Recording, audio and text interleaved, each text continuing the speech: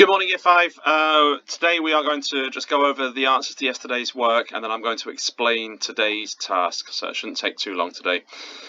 So yesterday you did a reading comprehension, and I asked you to answer the questions in full sentences. So some of us are doing that, some of us are still not doing that.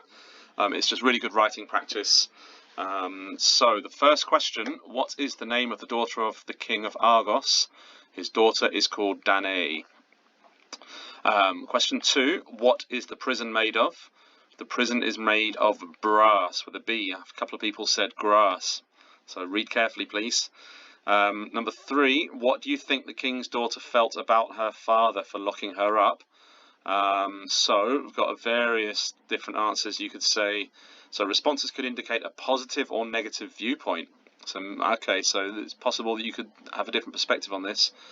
I think the king's daughter would be pleased that he was protecting her, even though she may not fully understand why he chose to lock her up to keep her from harm.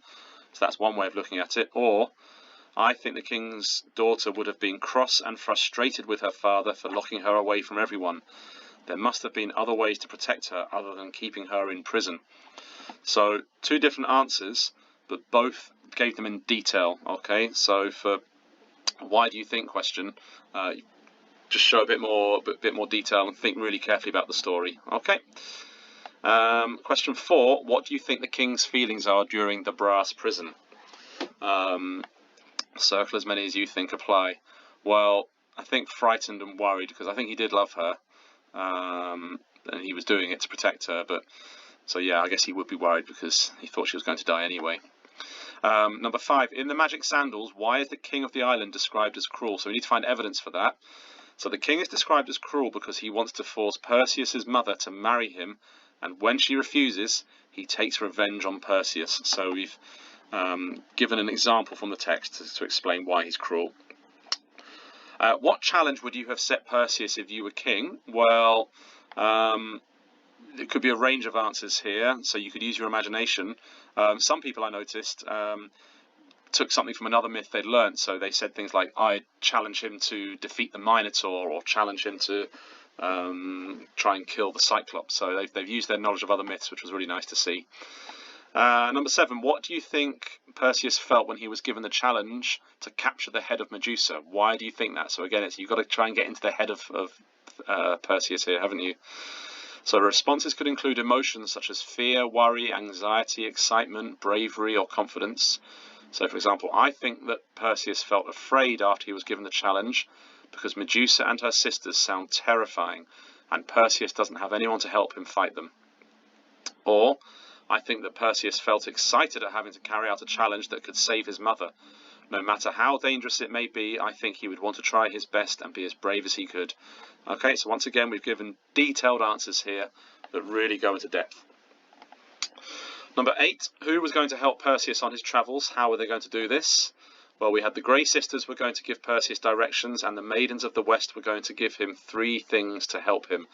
Some of you also mentioned the gods Hermes, and what was the other one? Can't remember, there was one other god, wasn't there? So well done for mentioning that if you did. Why do you think the gods gave Perseus some help to get started on his journey? I think the gods helped Perseus to get started because they wanted him to succeed and to kill Medusa. I saw some other people, someone else mentioned that the connection to Zeus, was it his mother was married to Zeus, so there was a connection there, so maybe they cared for him from that point of view.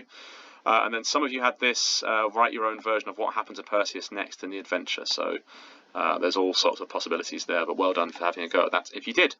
Okay, well done for that. Today we're going to stick with the myth. We'll go back to persuasive writing tomorrow, so it's just important, really important we carry on our reading skills throughout this period. That's why we're switching between reading and writing tasks, so I can show understanding of a text.